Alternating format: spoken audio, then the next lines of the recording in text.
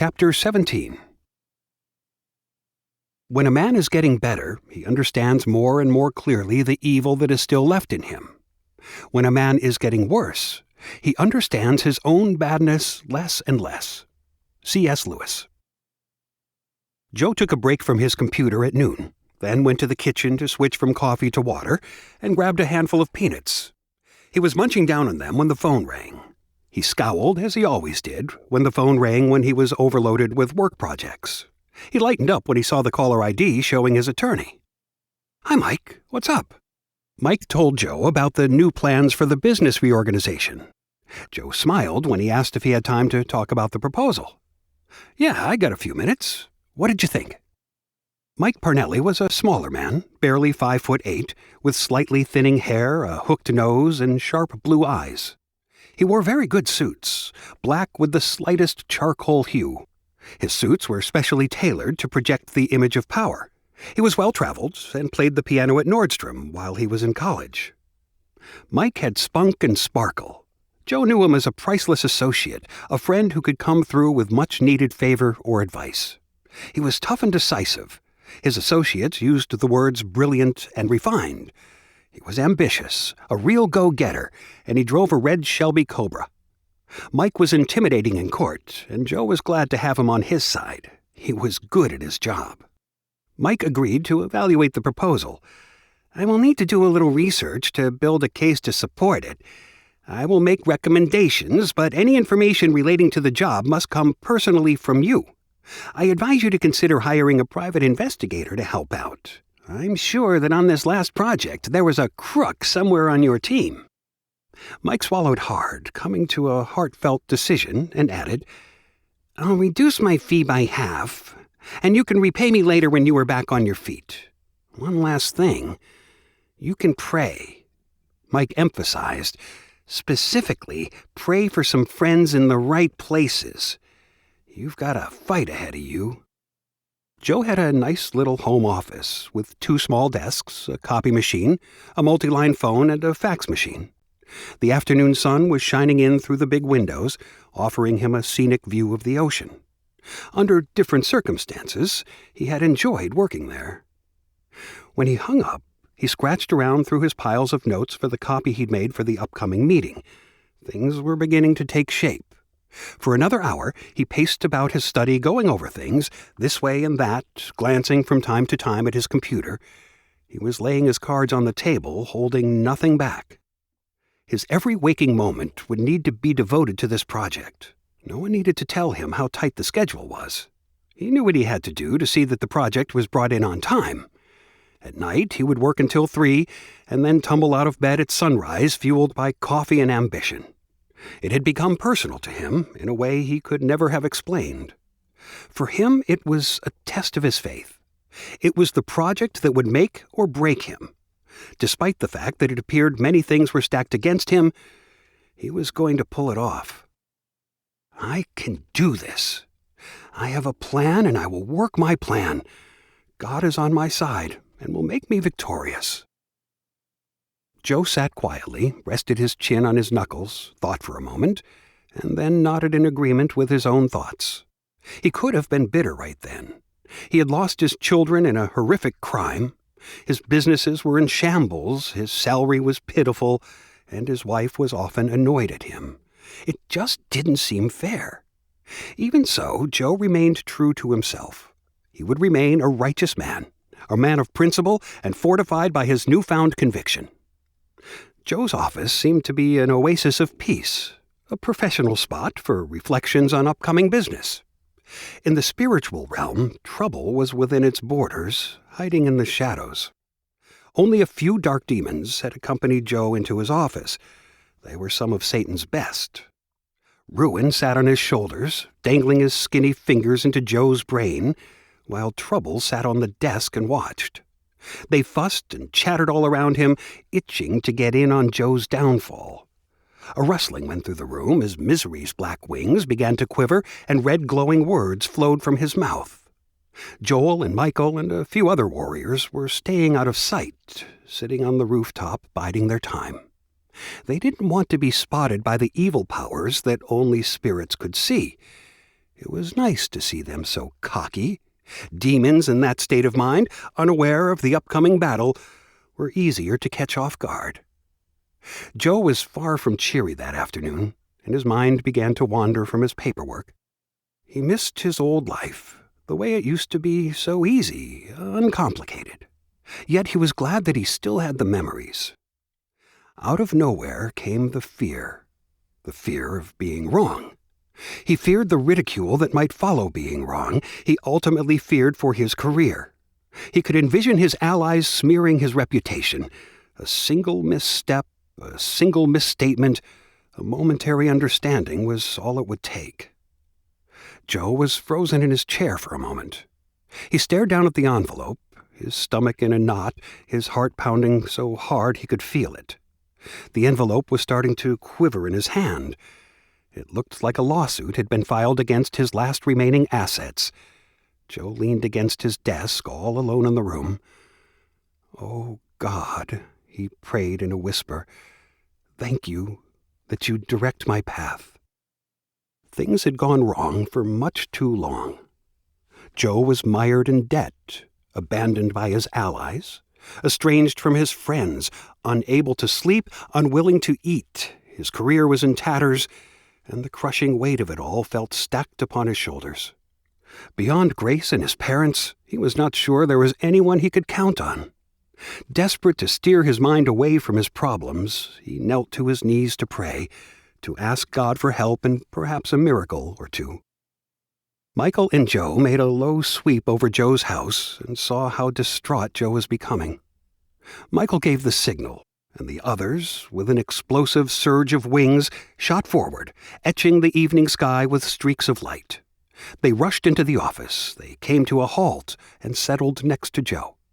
The moment their feet touched the ground, the glimmer around them faded, and their wings folded and vanished. A minute later, he remembered the article he had read in the doctor's office that showed that listening to classical music can slow down your breathing and heart rate, which he was sure would be helpful. He found his iPhone and clicked on Pandora, selecting songs by Vivaldi. The playful tunes of spring instantly lifted his spirit. Suddenly, Joe's mind clicked on just a little, and for the millionth time he tackled the same vexing question. If life was so senseless, so empty, so disturbing, why am I trying so hard to hang on to it? Why do I keep going? Maybe it had something to do with what his heart told him. Nothing poetic, just that mysterious desire that life had a purpose that he needed to find.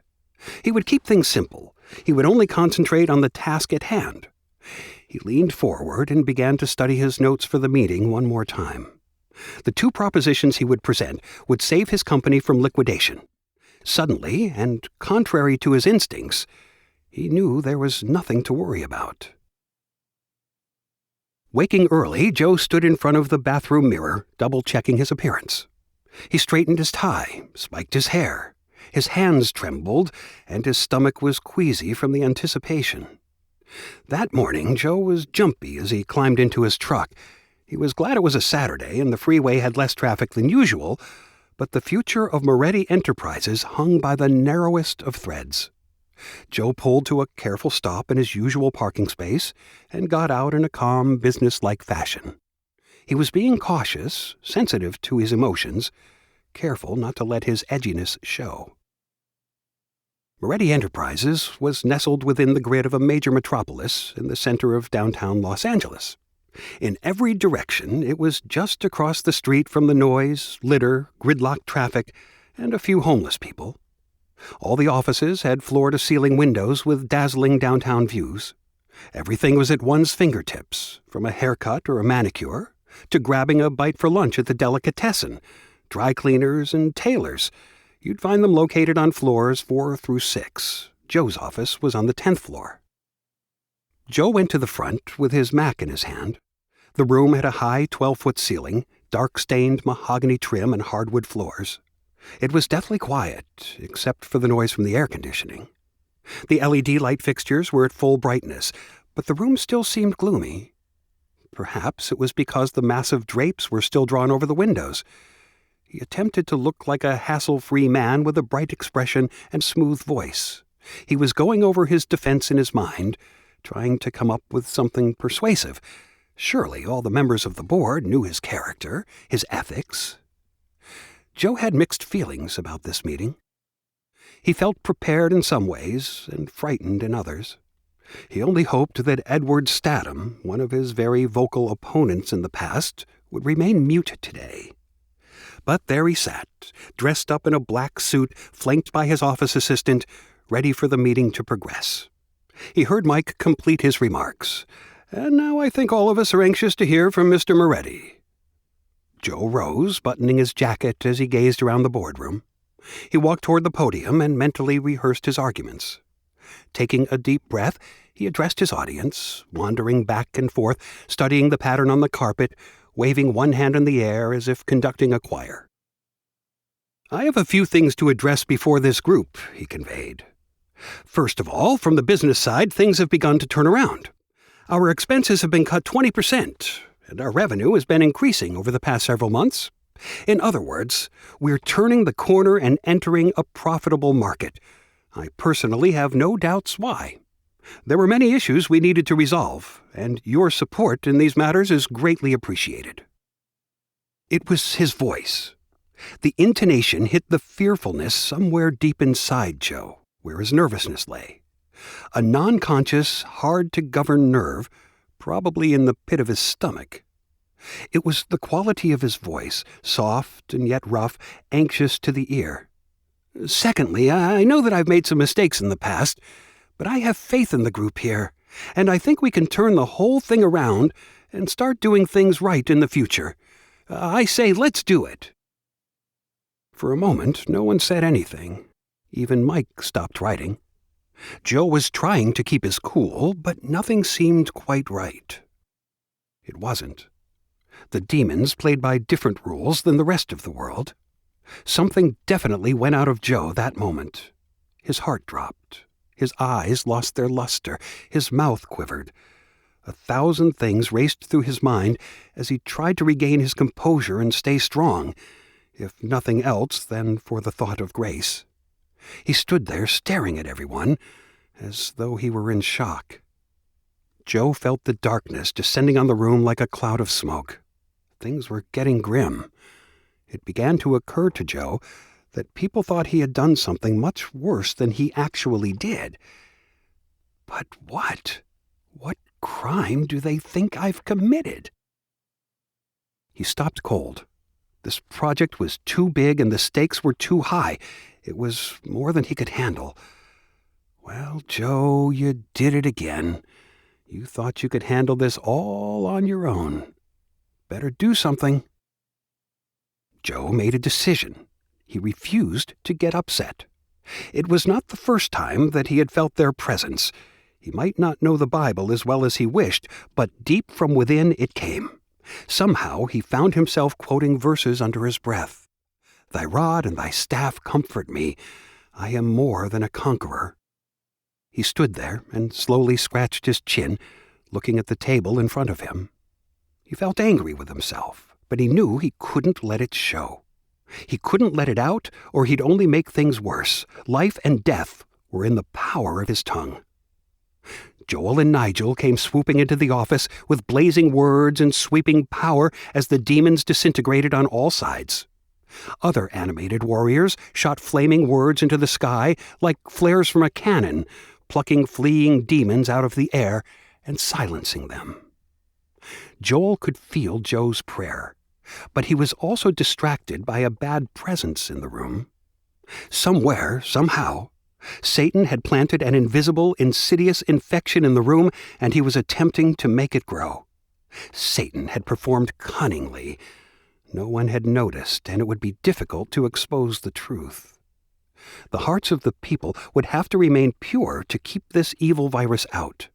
Thankfully, Joe was growing and had ignited the power of the angelic force needed to get the job done. And so the morning went for the better part of an hour, as everyone took turns discussing the issues the company faced.